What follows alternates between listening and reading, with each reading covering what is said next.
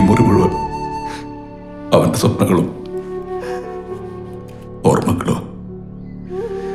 നമുക്കിനി മുറി വേണ്ട.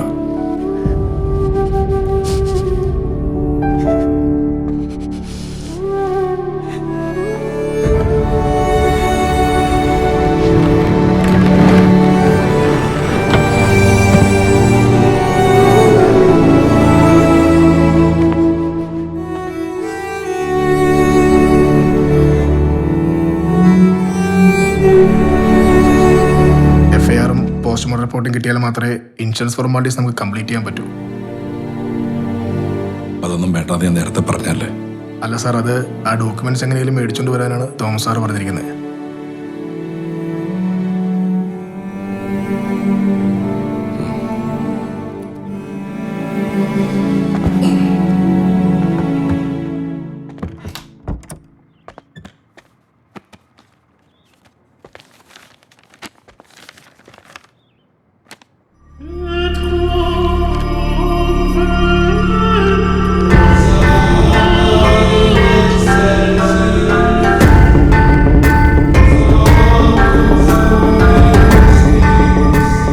പോസ്റ്റ്മോർട്ടം റിപ്പോർട്ടിൽ പറഞ്ഞ പോലെ തലക്കേറ്റ ക്ഷതമാവാൻ മരണകാരണം. ആൻഡ്രൂസേട്ടാ, ഒരുപക്ഷെ ആ ലോറിയുടെ ബോഡിയിൽ എവിടെയെങ്കിലും തലയിടിച്ചിട്ടും ഉണ്ടാവും.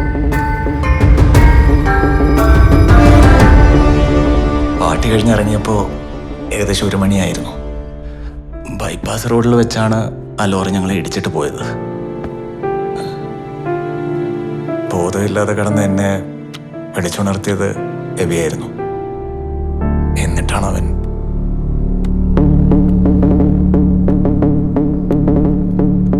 ഇയാളാണെന്ന് വണ്ടി ഓടിച്ചിരുന്നത്. ഞാനത് ശരിക്കും ഓർക്കുന്നില്ല നിങ്ങളെ. പിന്നെ പേപ്പറിലൊക്കെ വന്ന ഫോട്ടോയിലാണ് ഞാൻ ഇയാളെ ആദ്യമായിട്ട് കാണുന്നത്.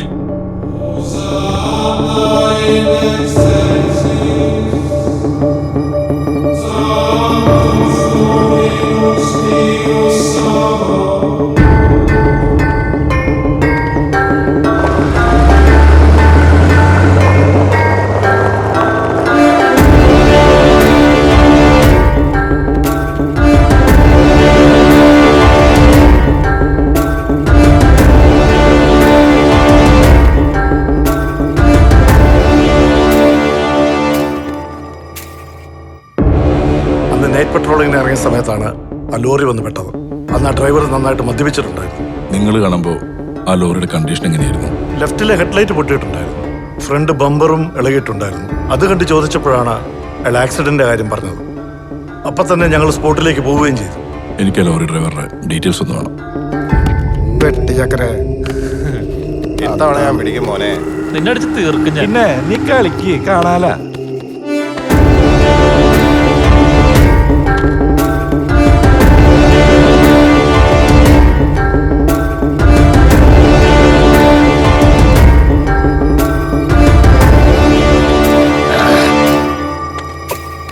ഭദ്ര, സത്യമായിട്ടും ഒരു അപകടം തന്നെ സാറേ. അല്പം മതിപ്പിച്ചിട്ടുണ്ടായിരുന്നു, അതാ ഇടിച്ചിട്ട് നിർത്താണ്ട് പോയത്. പുറയിൽ വരുന്ന ആരെങ്കിലും ഹോസ്പിറ്റലിൽ എത്തിയെന്ന് വിചാരിച്ചു. മരിക്കുന്നു വിചാരിച്ചില്ല സാറേ. ആക്സിഡന്റ് നടക്കുമ്പോൾ സമയം എത്രയായിരുന്നു? ലോഡ് ഇറക്കി കഴിഞ്ഞപ്പോൾ ഏകദേശം 10 മണി കഴിഞ്ഞു.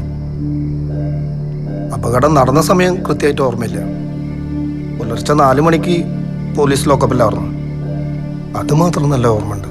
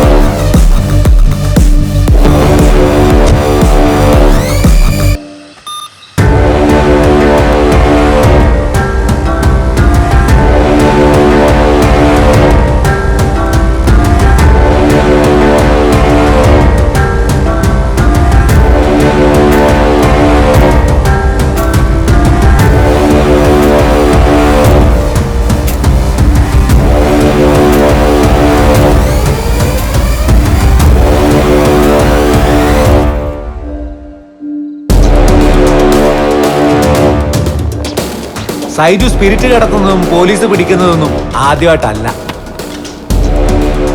അതിന്റെ പേരിൽ എന്നെ കോടതിയിലോട്ട് വരത്തരുത്. ടാങ്കർ സൈജുവിനോട് തോണ്ടാൻ വന്നവരൊക്കെ ഇപ്പം മണ്ണ് പറ്റി കിടപ്പാ.